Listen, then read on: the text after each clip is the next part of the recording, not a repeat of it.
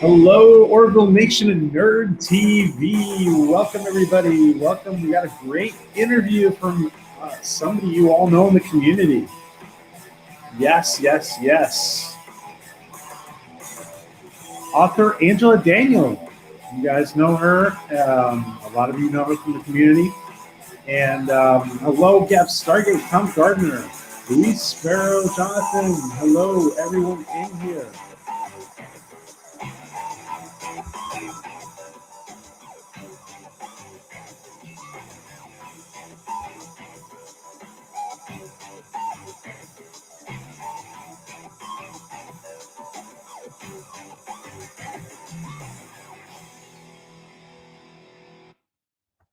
Welcome, everybody. Hello, Kai. Hey, good to see all. Good to see all of you, and thank you for joining us. And we're going to be doing this Community Talent Tuesday every chance we get. Hopefully, it'll be almost every Tuesday. So we've been doing it. We've had a few very interesting interviews. And hello, Danny. And tonight we have some very special content. So Angela, I met Angela through Twitter, and she is a big Stargate and dark matter sci-fi fan. And let me just, yeah. And we're going to bring her on in a sec. A little bit about Angela. Angela was raised on the Galveston Bay as a free spirit and proud water soul. Growing up moments from NASA Johnson Space Center. Wow, that's pretty cool. Yeah, I remember reading that. Growing up next to NASA, created an obsession with space and astrophysics, which later led to a fascination with genetic research and biological science. Wow. Now I'm looking at Angela's Amazon page right now, and I'm going to be, before I bring her on, I'm going to be putting the link up to that. So I want anybody who has not checked out her books, you should, and you should order them. At least one. Start out with one and check them out. So this is the link to Angela's Amazon. And everybody get a chance. There's a lot of stuff there, by the way. There's a lot of stuff on Angela's Amazon. So this is Angela's Amazon. Check that out. Hello, Gap. Hello, Runner. Good to see you guys.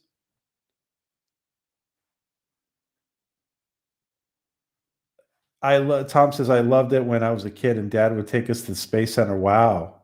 Always wish we were closer to drive. Oh, wow. That's so cool, Tom. Yeah, I can't imagine. Wow, being so close to that. That is amazing. And we're going to ask Angela about what that was like. So without further ado, I want to introduce our friend, author, Angela Daniel. Hello, Angela. Thank you for joining us. Hi, everybody. Thank you guys for all being here. What a treat to have you with us. Thank you for doing this. I appreciate it. How is your 2021 started? How's your year started so far? Well, I mean, I got to be on the Orville Nations podcast, so it started out perfect. We got to have you. Now, just real quick, because yesterday we had our dark matter stream. Tell us, are you a dark matter fan? A huge dark matter fan. That's like probably my favorite show that was ever on TV, and I'm still wishing for more. What did you happen when it got canceled? What did you think? Oh, I don't know. I was really upset. It was the only show that I had ever actually started fangirling for. And when the announcement came, I was already completely invested in the show. And then they announced that it had gotten canceled. And so I was really bummed. And I have to ask you, because we're an Orville focused channel. I have to ask you about Star Trek and the Orville. Are you a fan of Trek and Orville? Of course I am. I'm a huge fan of anything that Seth MacFarlane does. And Star Trek, of course, I grew up on all the sci-fi. So Star Trek is like part of childhood. Oh yeah, that's right. You were telling me yesterday you're a big fan of Seth, right? Yes. Yeah. Wow. And hello, Dr. Adega Outlaw, Doctor and Author Adega Outlaw, or is it Author Dr. Adega Outlaw? I forget. What do you think it should be? Should it be Dr. Adega or Author Dr. Adega? All right. So Angela, now how did you before I ask you how you got into writing, this whole thing about living next to Johnson Space Center is so cool. Do you want to tell us about growing up next to the Space Center? It was pretty cool. We're on the Houston Space Center isn't the same where they do the launches, but the lake out by where we're at is where they tow the shuttles in a lot. So I always got to go look at the after stuff, not the launch stuff. But I'm crazy about it. I okay, Tom. I do that too, and people say I yell at them when I'm writing. I'm like, I'm not yelling. It's easier to in all caps. I agree with you, Tom. Well, he knows I can't see too, so. Okay. Wow. So did you actually? But you did see. You saw launches though when you were. No, we didn't get to see the launch parts. We were, we're like the big famous line, Houston, we have a problem. Yeah. That's where that area I grew up at, like where the mission control is and stuff like that. And so Yeah. it was more the nerdy side of it that I got to see. That's really cool. Okay. And but okay, so you never went to Florida to? No, I didn't go to Florida. That's pretty cool though. Wow. And there's obviously, just living around there, I mean, there's tons of people who work for NASA around there. Yeah, astronauts' kids were like the people we hung out with, and so there was a lot of cool stuff. Oh, really? Can you talk? Did you get to meet any astronauts? Probably not any of the famous ones, but over the years, I've done a lot of networking and stuff, so I've shook hands with quite a few of them. Yeah. There's a whole bunch of backup astronauts that really didn't get the glory. Right. There's a whole bunch of them, and they would do stuff like, I mean, they would do the same amount of work and just not be able to fly, but usually not be able to fly, but right. So Angela, so how did you get into writing, young lady? I've always wanted to be a writer. That's just always been in my mind, but I never really had any story to tell. And I had such a crazy young adulthood that I just never sat down and did it. But a few years ago, I started having these dreams, and they were really intense. And I usually dream grainy, black and white, but these were 3D IMAX, just intense scenes in front of me. And so I started writing them down. And then when I realized all of these dreams actually intersected each other, I just started writing everything I could down. And one day I pieced it all together, and I was like, wow, I have a novel here. And so I hadn't even told anybody I was writing it. I just kind of looked at my husband and said, I think I just wrote a book. And that's how it happened.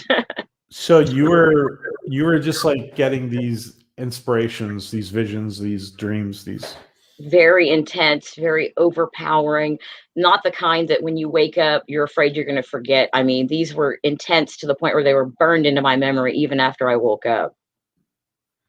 Wow. Very nagging. What were some of the first vision stories you had? The very first thing I saw was there's a planet in called Yannick. And the very first thing I saw was the night sky from Yannick.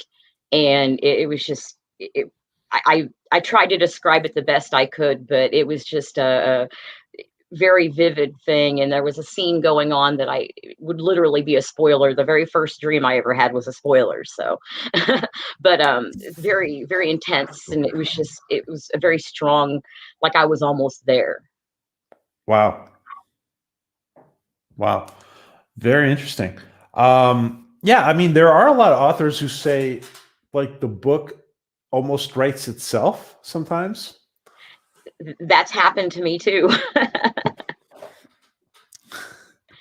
Now, well, let me ask you this. Have you had a lot of writing blocks where you couldn't write? I think I find that the only time I get writer's block is when I'm trying to make it perfect to start with. If I just write garbage, and I write a lot of garbage, but and once it's written down, I can tell, but I just try to remember not to be perfect.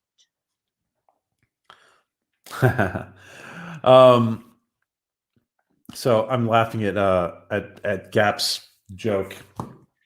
I am wearing pants. Yeah. A lot of streamers will be in their shorts or whatever. It is an inside joke though.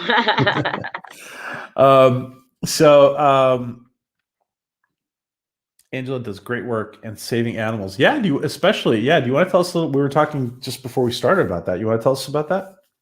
Oh, I live out here on the water, and it's kind of an urban area. There's a lot of stray animals. We feed every stray cat that comes this way. We tried to save a couple and ended up with 9. So we have 9 cats. Wow. So the vet is a very, very, very popular thing in this house. Do you have names for all the cats? Oh yeah. I've got, as a matter of fact, 3 of them are from Rick and Morty. I have a Squanchy, a Noob, a Snuffles. I have Baby, Dora, Mew, Mojo, Aquila, and Blakey. I think I got all 9 of them. Oh wow! Speaking about Rick and Morty, did you like the Lower Decks? Oh my God, yes, it was great. I can't wait for the next season. That's more my. I love animated stuff. Oh wow! Is that how you like? That's part of your being a fan of Seth too. I take it. Yeah, absolutely. Now, do you prefer now? Are there elements of comedy in your writing? I have kind of it depends on the stories, because each of them has their own little funny things that I don't know if anybody but me finds funny. Mm-hmm. But I have in Causality, there's 2 characters that are completely, they don't like each other. They're at each other's throats, but they're kind and clever about it. So some of the underhanded things they say are funny. But for the most part, it's pretty serious drama, sci-fi. The short stories are dark fantasy. So the dark fantasies are campy, because I love comics. So it's kind of a campy, scary, but it's not really scary. So I guess that's all sort of comedy. Now, is Causality Volume 2 out? No, as a matter of fact, I'm still working on revising it, because it's going to be such a large series that I'm making sure I'm not leaving any plot holes, which it's not as easy as it sounds. Oh, wow. Wow. Now, do you want to give us the listen, wow, there's so much content here. Which one was your first publication of the ones we're looking at? Causality. Oh, Causality was the first. Okay. Yeah, that was the very first thing I ever wrote. And as soon as it was done, like right when it published and hit Amazon, I had the opening line for Disbandui, and I sat down and within 6 weeks had 400 pages written. And so within 3, maybe 4 months of actually starting that one, it was published also. And I do my own art and all that kind of stuff. So I have an editor, which is my husband, because he's great. Oh wow! So you guys work together on this. That's great. Yeah. He does all my editing, and sometimes I have to cuss at him because he likes taking stuff out, but he's always right. Well, that is a great dynamic because it's really good for writers to be able to share with somebody they trust to get feedback on their writing, right? Yeah. That is really interesting. And sorry, believe it or not, I do a lot of, even though it doesn't seem like it, I do a lot of behind the things while we're talking, a lot of behind the scenes stuff while we're talking. Lower Decks is hilarious, says Tom. Yes, fantastic. Tom and I usually always see eye to eye on TV shows. It's a great book, Causality. Oh, awesome. Gap is taking a look at it. I see that, Captain Trek. Thank you. Share it.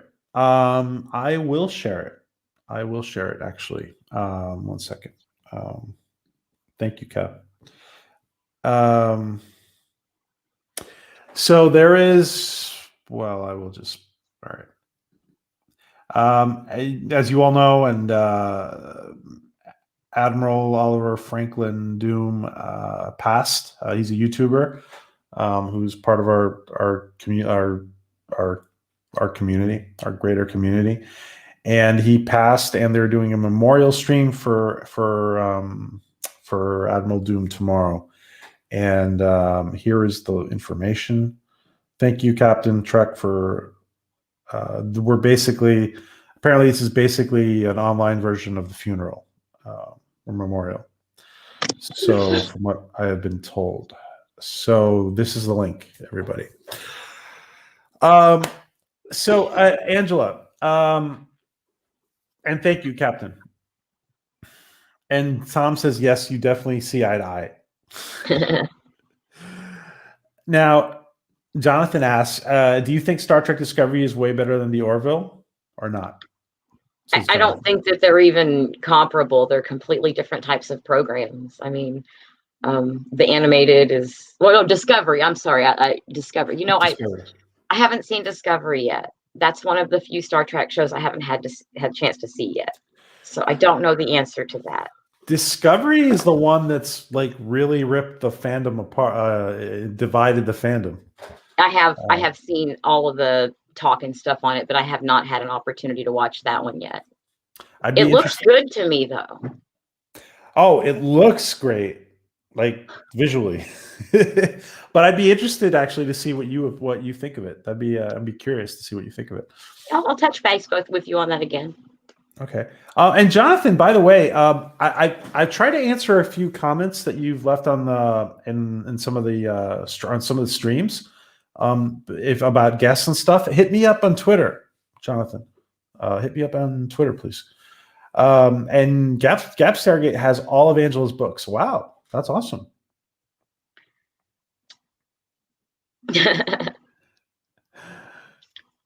Sorry, I guess he's sorry to hear. Oh, sorry to hear about Richard Simpson. Yeah, about Admiral Doom. Now, are any of these books categorized as mystery? Well, I mean, no. I write with a certain amount of mystery anyway. There's always something to unravel in my stories.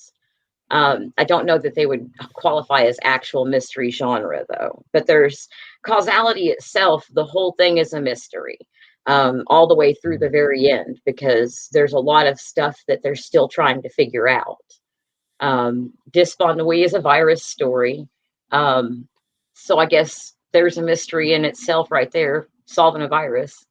But that's it, pretty much. And you said that it reminded you there were a lot of elements. I mean, it was very appropriate for what's going on right now. This novel, right? Right. Dysphonouille is about a virus that just pops up, and they're trying to solve it. There's a lot going on. It takes place in New Orleans, so there's a little bit of hoodoo, and we got a little bit of romance, all that good stuff. But it really. I finished it 2 years ago, and it's really hit on a lot of key points from that coronavirus has gone through as well. So And George Peter Gatsis, our friend George Peter Gatsis. Thank you, George. And by the way, before I read this, George's Joe King 2 is campaign is out. And George, if you could go ahead and you have a wrench, George, right? Yeah, you have a wrench. If you can go ahead and put that link in, George, I would appreciate it, so everybody can check out your Joe King campaign. And yeah, you have a wrench. George's wrench. Yeah, put that link in, George, please. I dig your books. What inspired you to go into crafting stories instead of being a NASA scientist or something? Math is too hard. I don't do math. I like words. I like describing things. Gotcha. Are you so you're a natural storyteller? I guess so. My grandmother was a journalist. My dad liked to write. My grandfather was a preacher and a writer. So I think it probably runs in the family. So I'm sorry, your grandfather was a preacher? A Southern Baptist minister. Okay. Oh wow. And a writer. Okay. And a writer, yeah. Wow. Not George says not yet. Almost ready to launch. Oh, okay, George. Sorry. And hello, Mando and Dega, and thank you, George, for the super chat. We appreciate it. Now, which this is hard. This is hard to ask. Like it's like the other day we were not the other day, the other week we were asking. Somebody asked Joe Malazzi asked, which is your favorite character that you've written? And he says, I can't, it's hard to pick, but hey, he does have some favorites. I have a favorite. My favorite character of all of these books is Elliot Stewart Lane, and he's one of the main characters in Causality. Oh, okay. Great. Now, and yeah, it's like eventually there are eventually favorites that the authors have. And it's Anthony Stewart Lane. Elliot Stewart Lane. He's one of the three main characters that are going to be in the whole saga, but he's the one that is requiring the most development, and he's my favorite. Okay. Wow. Very cool. And again, if you have not checked out Angela's Amazon, we're going to check it out ourselves for a sec. Let's go to Angela's Amazon together. And by the way, when was Causality published? 2017. 2017. Wow. Are you kidding me? I'm new. Everything I've done has been in the last 3 years. You've been pumping out stuff like there's no tomorrow then. I guess I just finally had a story to tell. Wow. How long are these books? Causality is almost 300 pages.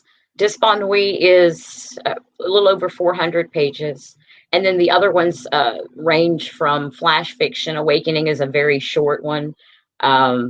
Then I think the rest are novelettes.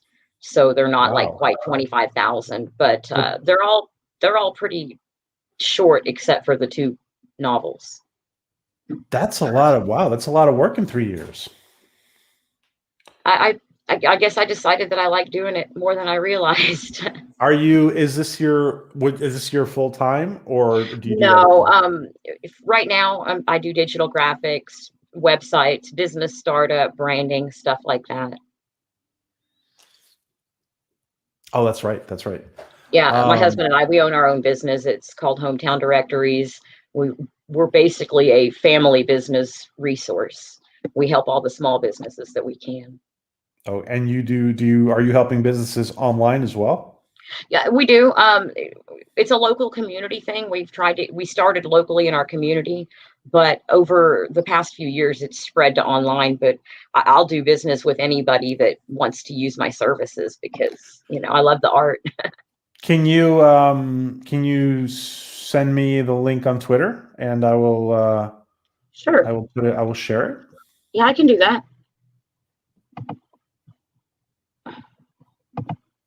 And George, thank you, George, for the super chat. Question to Angela: what's the most challenging in the world? What's the most challenging in world building? I guess I can see everything in my head very clearly before I write it, as though it's in a movie or something like that. And so it builds itself. The problem I have is making sure I describe the right parts of it. I find that to be very challenging. So I you know have a very that's a cop out answer, but I mean, no. so far, none of my stories have required that I sit. I don't make notes. I don't do a lot of outlining, other than just like the basic ideas. So I just kind of like pants my way through everything. From my point of view, the only way somebody could be as productive as you are is that they're truly living this in their mind, right? I feel like that, and I like with causality. Like I said, it was all dreams. Disbandouille just kind of came out of my fingers. I started typing and I couldn't stop. I ended up neglecting my clients for a few weeks and everything. I couldn't stop writing. So I so far have been very lucky. Wow. And George, thank you again. And if you're not following George on Twitter, and make sure this is George's Twitter, and also his website. Please make sure you're following George on. And if you send me that on through Twitter, Angela, I will share it. I think I did. Oh, you did? Okay, sorry. I think so. And, oh no, it failed to send. Hold on. Try that again. It's failing. It's you know what though? It's really super easy. It's just what's hometown. what? It's hometown-directories.com. Okay. Let me write that down. Hometown-directories. That's us. .com. Okay. That is pretty easy. This is Angela's website. And awesome. Make sure you guys give it a visit, because so what kind of online support are you giving? Are you and your husband giving for clients? We do a lot of social media stuff, marketing. We built our audiences, but we've been doing this for about 10 years, 11 years now. So we built our whole audience up, and we share like we have different areas here in Clear Lake. It's the Bay Area. So there's like Galveston, there's Pearland, and we have separate things set up for all of those, and we share businesses through that, but also building websites, doing logos, branding, anything that startup businesses need, stuff like that. Mostly the art side. Gotcha. And Gap says Disbandouille is one of his favorites. And even though causality is my baby and I'm gonna keep it going for the next 20 years, Disbandouille is my favorite too. Let's go through these one at a time. Let's start from over here. Let's see. Oops, it's not letting me. Okay. Let's see.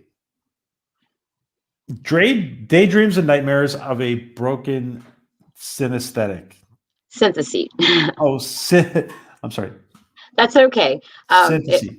That is the compilation book. That's the paperback that I've bound all the short stories in, and it's out, but it's still kind of, I'm still getting it right. So that one, they can definitely buy that on paperback. There is not an ebook for that one yet, but it's broken down into all the other short stories that are beside it. Okay.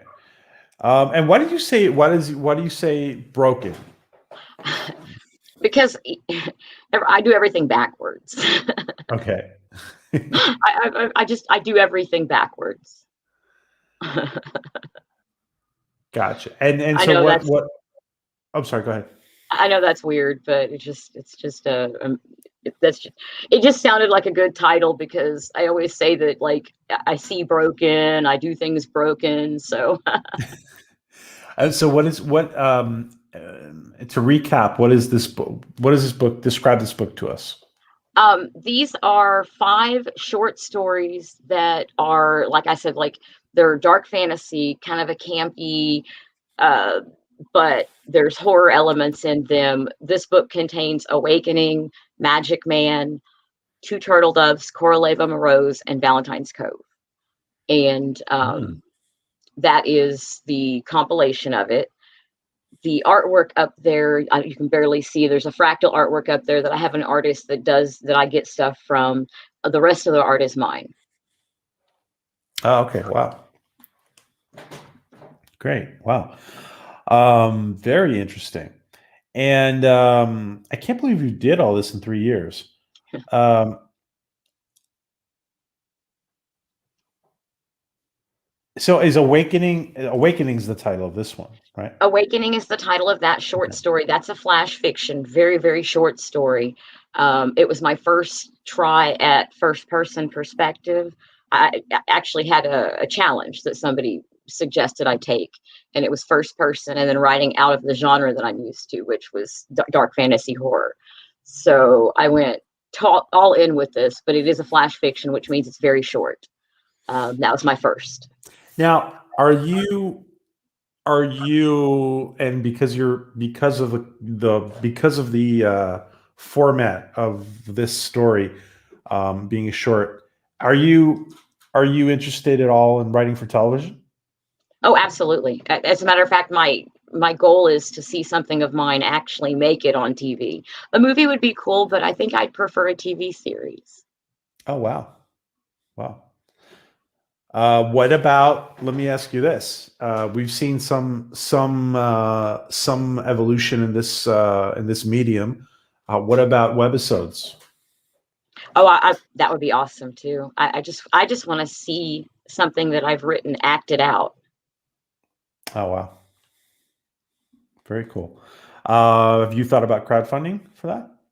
Yes, as a matter of fact, I've talked about it, and we've tried to figure out the right way to do it. It's just not quite ready for that yet. Uh-huh. Okay. Gotcha. Okay, let's see. Oops, sorry. And for some reason, the list is out of order. Because so let Yeah, me go. The next one is Magic Man. That Magic is Man. Okay. that is a fun little story that was uh, kind of inspired by a friend of mine who is a magician, and he's incredible. And I went to one of his shows, and I this idea popped in my head. I put this together, and so Robbie Bennett was my magician friend, and this is loosely based on one of his shows, but not really because there's some ghosty stuff in it. Oh, okay. Ghosty stuff. Cool. Wow. And I the next, am go ahead. no, I am dying to crack one of these open right now. Let's see. And so which one? I like the cover of this one of Magic Man. Thank you, thank you.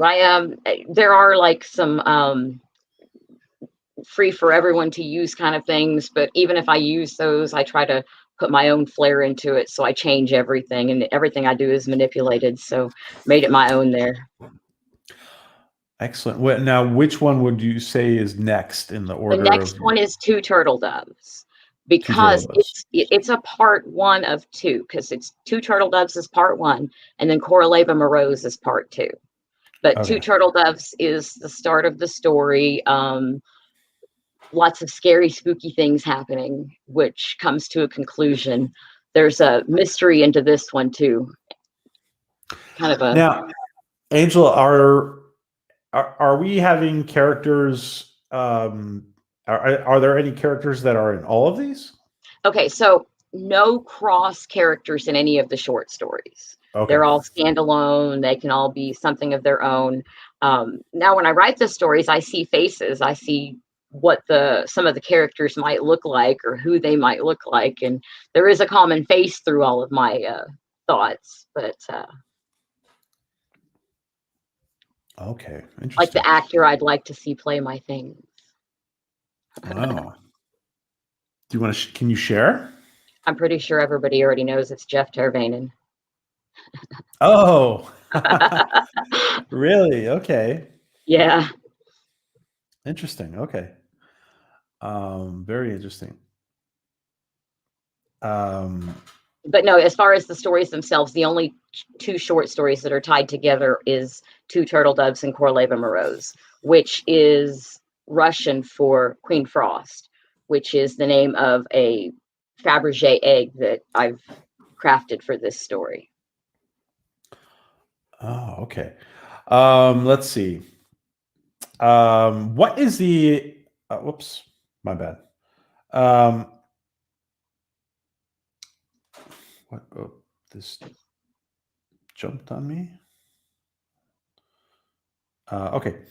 For Two Turtle Doves, what would be your elevator pitch for two turtle doves if you're selling it? See, and I'm so bad at those too, but uh, Let's say you're pitching it to. Let's say you're pitching the book to a producer who might use it on screen. gosh, I don't even know how to do that.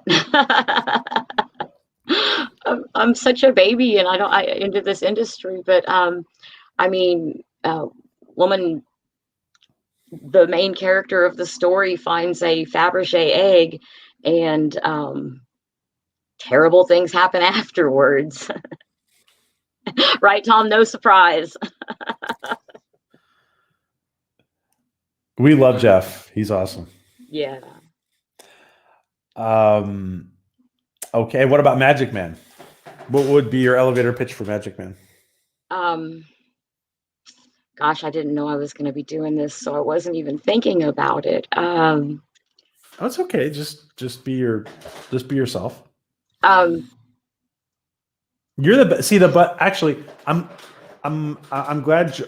Thanks, George, for the. It's interesting because the best person, really, the best person to sell your book is you. and I realize that too, and that's really hard because whenever I sit down and try to write a synopsis of my stories, I'm very careful not to give away any spoilers. And the short stories are difficult for me to pitch because they're so short that any content is a spoiler. Sure. So with Magic Man, easily there's a serial murderer on the loose. Is it murder or is it magic? So like that's literally all I can say about the story without giving any of it away. That says something. Okay. And now would Jeff be playing Elliot? Oh, absolutely. Jeff is Elliot. Jeff is Elliot. 100%. Wow. Did you see him in Utopia Oh Falls? yeah, I've seen Jeff in everything he's been in. Okay. He's great. I thought he was a great addition to Utopia Falls. Remember the conversation we were having last night about the vibrations and the colors, and some people have, like, very few people have all the colors. Jeff has all the colors. So Okay, I get it. Yeah. I get that. Do you want to tell us a little bit about that now, about seeing colors or auras or however you describe it? All my life, I've had very strange. I see things differently than people, and I didn't really know it. Not until I was about 10, I suppose. And like I was telling you, my whole life, up until that point, when people said other people had different colors, I thought they meant the color around them. I saw, like, some people were blue, some people were yellow, some people were red. I didn't know they meant skin color. It didn't even dawn on me that's what they were talking about. And I had no idea people couldn't see the colors. So I kind of like when I realized that wasn't normal, I kind of hid it for a while and stuff. But people have their own frequencies, and they vibrate at different frequencies, and I can see, I guess, the sound that it creates. I have synesthesia, which is a cross wiring of the senses, which makes me able to taste colors, smell feelings, uh, hear light. It's just weird stuff. But Gap Stargate, I was reading his thing. Gap Stargate down here says the colors I see that relate to how I write. Mm. There is a part in Valentine's Cove where I'm talking about fear being the taste of licorice and things like that. Thought processes will bring on tastes for me. And so there'll be little things like that in my books too. Causality is full of them. Moments when strange phenomena are occurring. She's tasting colors and hearing light and stuff like that. It was part of me that I put in there. Wow. Okay. Interesting. Thanks, Gap. Yeah, for writing that question. Wow. Now, do you see colors with me or not? I don't.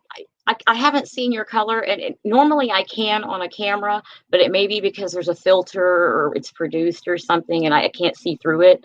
But on video, I can. In photographs, I can't. But I don't see anything around you at all right now. So you see, like, this is more something you're seeing like live with people, right? People Yeah, you're if I'm in front of people, and on TV, I can see them as long as it's certain types of filmography. Like if it's a video of a video, I Mhm. can't see it. I have to actually be directly seeing what's going on. Does it also depend on your emotional state? I guess when I'm tired, it gets more overwhelming when I'm less coherent. So like the more tired I am, the brighter colors are, the more I guess I just because I'm not keeping it at a normal rate or whatever. I probably try to control it when I'm awake. Okay, interesting. And the real reason I'm asking is because of as a psychologist, this kind of stuff is fascinating to me. Um, so And it's just like I say, it's a cross wiring of the senses. I realize that I can't taste the colors, but my brain translates what I'm seeing to taste. So, and it's people are always the same color, feelings are always the same smell. It doesn't change, but that's just how my brain processes stuff, which is probably why I do everything backwards. wow. Okay. Very interesting. You are a very interesting young lady. Let's see. Where do we go from here, Angela? To from I'm sorry. Whoops. We after Corleva Moreau's would be Valentine's Cove. And that Okay. one was probably out of all the short stories, I like that one the best because that one is I can pitch that one. It was contest winners at a for a Valentine trip, and it was supposed to be the most haunted place in the world. And so things go bump in the night, and I've forgotten how I've put the thing on the back there, but it was more clever than what I'm coming up with now. Okay. Well, I also like the cover for this. And now, is it a fictional? Was it a fictional most haunted place in the world, or is it Yeah, a I real made it place? all up. I made it all up. Now the little island that it's on, it sits between South Carolina and um see, look, I'm all nervous. Anyway, it's on an island that actually exists, but Mhm. the mansion itself doesn't exist. The history behind it that I put in there doesn't exist. But there's a whole historical thing where it's like a historical tour, a ghost tour kind of situation that goes out of hand. Okay. Cool. Really interesting. Now, so Valentine's Cove is that's the most recent. Yes, that is the most recent, except for the compilation of all of them. But yeah, Valentine's Yeah. Cove is the most recent. And actually, there's a couple of little Easter eggs in Valentine's Cove. One is for Stargate. There's a Stargate Easter egg in there, and Really? yeah, it's a lot of fun. I had a it just popped in my head for part of the scenes, and I told Joe that I was going to do it. I messaged him and told him I was going to do it, so I hope he actually saw it. Okay, wow, that's very cool. Obviously, that's not something you can share, but we can look for it then. Yeah, absolutely. But it's fun. Wow. I have Oh, to wait, get you it. know what? Yeah. It was in, and my apologies, that was in Two Turtle Doves, not Valentine's Cove. The Oh, okay. now there's also a mention of Joe in Valentine's Cove because I named one of the characters Joe Oh, really? for him. So I forgot. I have two different stories where I have some Stargate and Joe Malazzi stuff. Oh, wow, that's pretty cool. Okay. Wow. Now, causality, it says, for anyone that will listen, I would like to tell you a story. What is causality volume 2? You're working on it, and is it without giving any spoilers? And I have not read it, of course. I've not had time since we spoke. But where does is it just a continuation, or is it more? Well, see, volume. What it is just part of the story. It Okay. was always intended. The minute I wrote this, the minute I started, there was always the intention that there was going to be more. This is just the introduction to the Saga of Zen, which is what the whole series is going to be called. Causalities are volume 1, 2, and 3, and that deals with the present story. And then the rest of the books, which there should be about 20 when I'm done, the rest of the books are going to go back and tell the rest of the story. Oh, But the wow. present focus is volumes 1, 2, and 3 of Causality. And when does causality take place? So, can you answer that? Yeah, current time. I've even got a couple of SpaceX Easter eggs in that one, but takes place in current time. However, it is it has a fantasy element where they are drawn from here on Earth to another place completely, and so that they get pulled into something different. Okay. Wow. And forgive me, I didn't mean to say just a continuation. It's No, I just know what you meant. I know what you uh, meant, but yeah. it was never intended to be a sequel. There are just 3 parts to this part of the story. And then I'm introducing all the players in these 3 volumes. And then when I'm done with these, I'll go back and tell the rest of the story. But there probably will still be questions until at least the 6th book. So Okay. it's quite, like I said, there's a mystery here. It's just not a traditional mystery. Wow. Let's see. Now, have you? By the way, you've expressed to Jeff that you would like him to play the role? Repeatedly.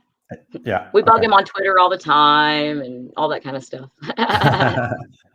Now, is this paint? Is this done by you of yourself? No, there is she's on Twitter as Outlander. She does doodles. She does these amazing little portraits, and she did this one for me for one of my books. It is in the back of Disbandouille. Okay, that's nice. Okay, Yeah, cool. she's amazing. Wow. Wow.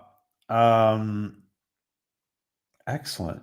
Now, where is when do you think when is Causality 2 going to be put out to the public?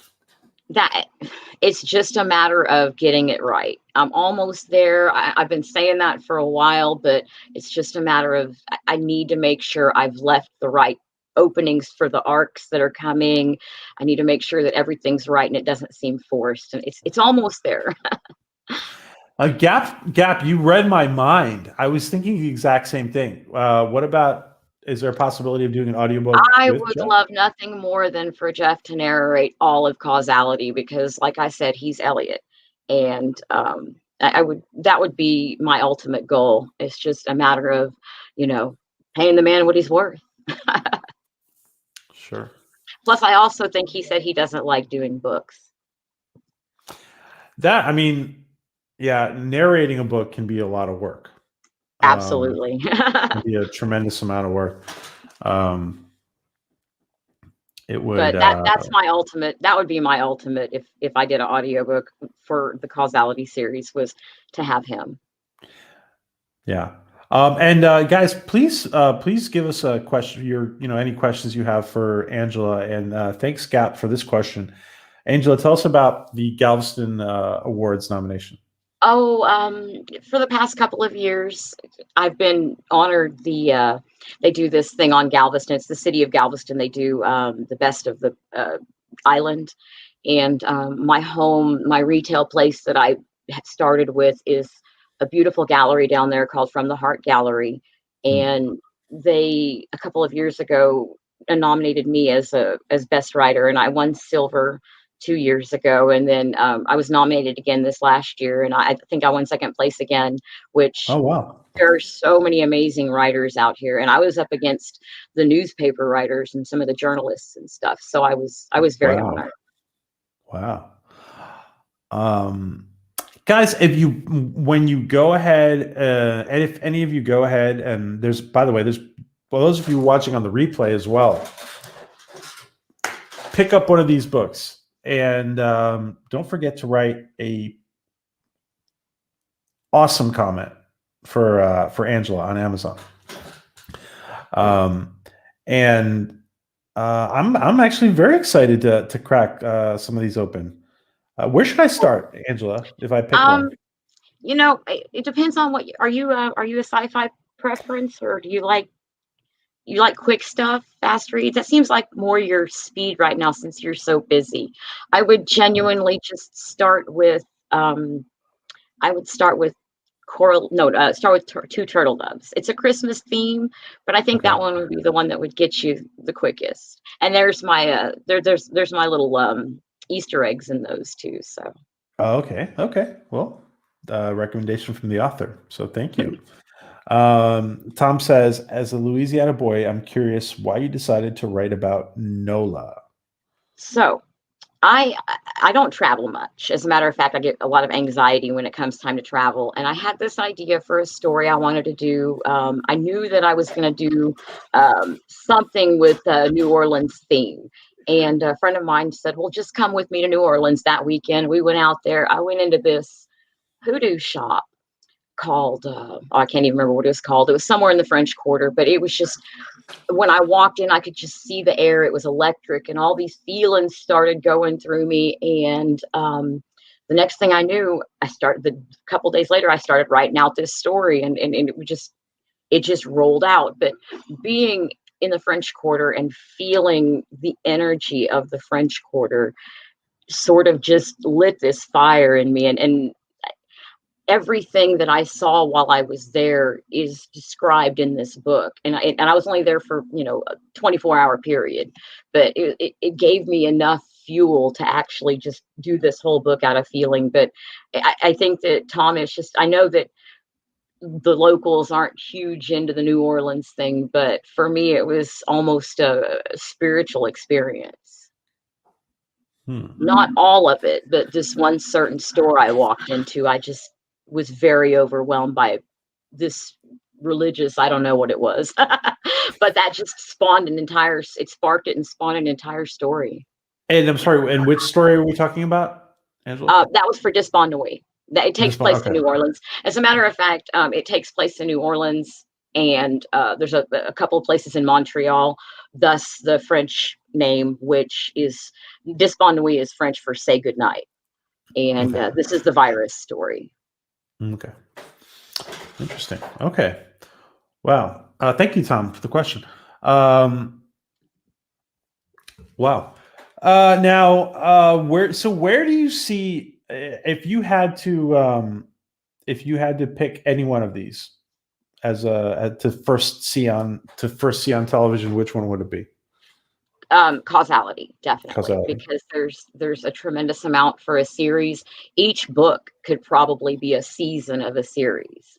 And there's great cliffhangers. Had someone that was reading Causality that told me that they felt like the chapters were very episodic, and I just feel like it would fit perfectly for a TV show. Okay. Wow. Wow. Very interesting. Now it's interesting that how should I say this? A lot of times, like Joe talks about this a lot. sometimes you're working on a project and the one you really want to see work out and get on screen and doesn't make it, and then one that you've been working on that you thought had no chance like gets picked up. Right. So which would be the least likely that you would think would end up on screen of all your works? Because that's Awakening. probably the one that's going to Awakening is, Awakening. it's completely a first person descriptive. There's no dialogue, there's no conversation. It's just it's a story. I Okay. don't know how else to. It's very short though. It's flash fiction, but it would be too much for a TV screen. I don't know how else to explain that. Sure. Okay. No, that's fine. That's fine. And I was just joking around, like being at Murphy's Law. No, but But the truth is that there's just awakening. If you read that one, you'll understand. But it's just awakening is not something that could ever be on the TV screen. oh, okay. Okay. Well, I understand. I understand. Yeah, That makes it's like sense. there's nobody talking. There's no conversation. It's just all in the mind. It's like one person's thoughts. Unless it was adapted in a certain way, maybe. Mm, I don't think so. If you No. could figure it out, though, I don't think anybody would want to see it. Like, I don't Okay. think visually it would be a vision. It's too gross, is what I'm saying. Okay. Okay. Okay. I gotcha. I gotcha. I I just want gotcha. to say but it's a good gross. Just on the way would make a decent miniseries. Yes, it's definitely too much for one movie, but it wouldn't be a TV show because there is a finale on the book. So Okay. Now, how big of a Stargate fan are you? I I've seen all the Stargates, love them all. Um, if Stargate Universe is my favorite, hands down. SGU was the best. The actors, the script, the depth. I think that I think I like that one the best because it felt like it led into dark matter as far as the somber way it felt and stuff. But I love Stargate. Love Stargate. By the way, did you notice? And I brought this up to Joe in his and when we first interviewed him before we started doing Dark Matter. Did you notice in Stargate Universe everybody goes to sleep on the ship, and in Dark Matter they all wake up on a ship? Oh yeah, yeah. Well, actually, no. On SGU, didn't they all make it off except for Eli and Dr. Rush? No, no. At the very end, they're all put into stasis and they all go to Right. sleep. Okay. They're in Yeah, stasis and they just leave Eli awake. Okay. I thought for yeah, some reason, I thought they went through the gate at the very end. yeah. No, no. Yeah. What I really love the character of Eli. Wasn't he great? Eli is phenomenal. And the actor too. Oh, just amazing character. As far as the character development goes, Eli and Rodney McKay were the deepest character developments through the series. Yeah. I like the scientist though. I'm the nerdy guy. I'm always rooting for the nerdy guys. So And Rush was like an interesting character. The actors, oh my god, the actors they had for SGU, and all the series. But yeah, who's your favorite? So okay, I'm going to ask you this. In each series, I'm going to ask you Stargate, Stargate Atlantis, Stargate Universe, and Orville, and Star Trek. Who's your favorite character in? Let's start with Stargate. SG1. Who's your favorite character? Rodney McKay. Okay. Oh, right on. But Yeah. he was yeah. I'm just absolutely. His character was the best for me. Okay. What about an SGU would be what? Eli? Eli, absolutely. Eli and Rush for two totally different reasons, but equally I liked them both. Excellent. What about on the Orville? Who's your favorite? You know, I I don't. I've only seen the episodes, each of them once, and I feel Oh, so bad to say that I didn't have a chance yet to form a favorite. I've seen all of them so far, it's okay. and But if you're gonna say the sciencey type person, maybe it's the doctor. no, I mean, No. if it's like if Rena Owen is in anything, she's always going to be my favorite character. So I don't think people realize that because she's under all that makeup. People don't realize. Some people don't realize it's her. I heard her voice and I was like, I know who that is. The minute I heard her talking, I said, I know who that is. She's my favorite. She's amazing, yeah. And she definitely comes through with through the makeup. Yeah. What about Star Trek? What's some of your favorite Star Trek characters? I really always loved Spock. I grew up loving Spock, and when they recast Spock for Zachary Quinto, oh my gosh, they nailed it. They nailed it. They did so beautiful with him. So definitely Spock all the way through. I gotta say, listen, at some point they have to be recast. Leonard Nimoy obviously was not going to be around forever. Absolutely. But They did did a great do a good job. job. Yeah. I agree. I'm not as enthusiastic as with about Gregory Peck's grandson in as Star Trek as the bearded Spock in Discovery.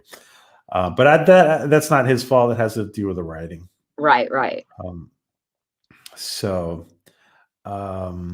SGU Eli, says Tom Gardner. Orville, yeah, Borders. absolutely. Is there anything about the Orville that you really like about the writing? Being a writer? When I first started watching the Orville, I was expecting it to be as comedic as some of his other stuff. When I realized that there was a real serious story there and stuff, I did like it. I think that I was kind of disappointed at first because I was expecting ha-has, but it was nice to see the drama there. It's nice to see that not everything's a joke, and I feel like it's familiar without taking from other shows. Yeah. And it does seem like obviously that it's very Trek-like, but it does seem like they're really doing their own thing now. Yeah, I mean, like totally. When I watch it, I don't see them taking things from Trek. I do feel like they kept the same vibe, which that's always cool because that attracts the fans better and stuff like that. But as far as the content itself, it's very unique. It's original, very socially aware. Is that the right? Yeah, that's right. Very socially aware. They do touch on some very important points that we're living through as a society. So it's a smart show. Yeah, it's. I was a little surprised because like you said, we were expecting like a little bit of slapstick comedy and some of it is there, but like you said, they really touch upon some very serious issues. They do, and they do it very gently too, which sometimes it's like it doesn't feel like they're just doing it to make the ratings. It feels like they have an actual story to tell by using the social things that we're going through, and that's important. I try to do that too. Yeah, the team they have there with Goodman and Brandon Braga and I mean they just have an amazing team. Wow, they have an all-star team. Seth really put together an amazing team.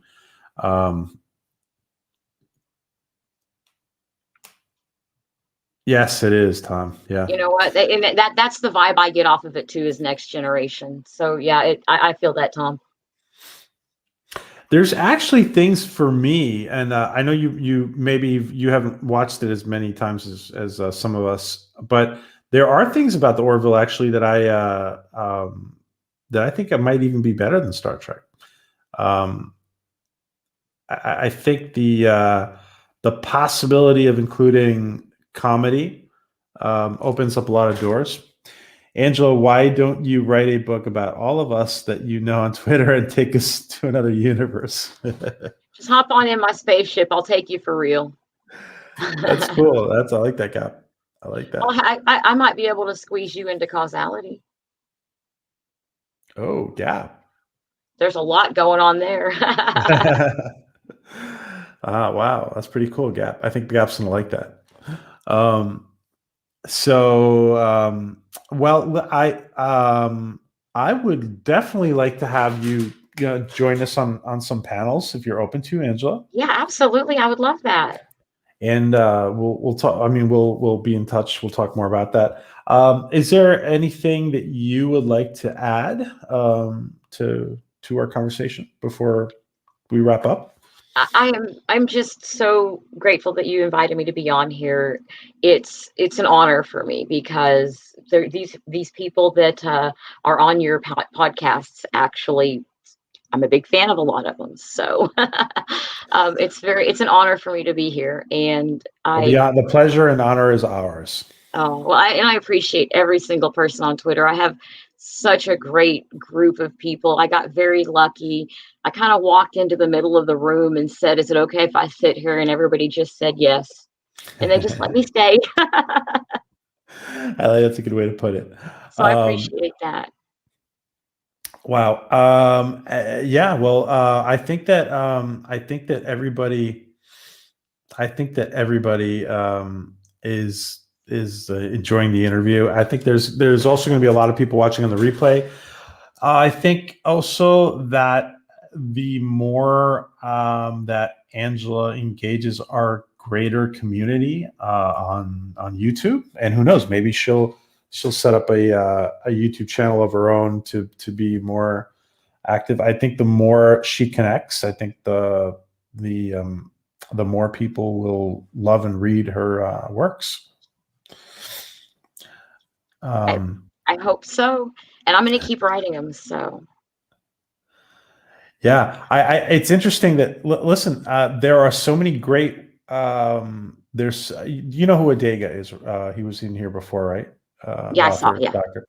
Um, he's like he would on his YouTube channel. He actually narrates the book, and he has an artist come up with a few images, and he pulls off images from art, appropriate images from somewhere, from stock footage. And the fact that he's been actively making people aware of his books has helped him a lot. Well, I'm not quite used to being on video yet, but this is a Yeah. good start. Well, you seem a natural. So, Thank you. and much more than I don't even know what I'm doing, to be honest. So I never know what I'm doing, so I never. yes, this is great. Yes, Gap. Thank you, Tom, for joining us. Thank you to everybody who's been in here. Thank you, Tom, Jonathan, Adega, Kai, everybody who's been in here. George, thank you for the super chats, George, Danny, everybody who's been in here. Thank you, guys. And Angela, we will invite you back very soon. Everybody, please remember to go to the Amazon link, which I'm putting in again, and go ahead and pick up one of Angela's books, or several of Angela's books. I love you all. Let me just put it in here.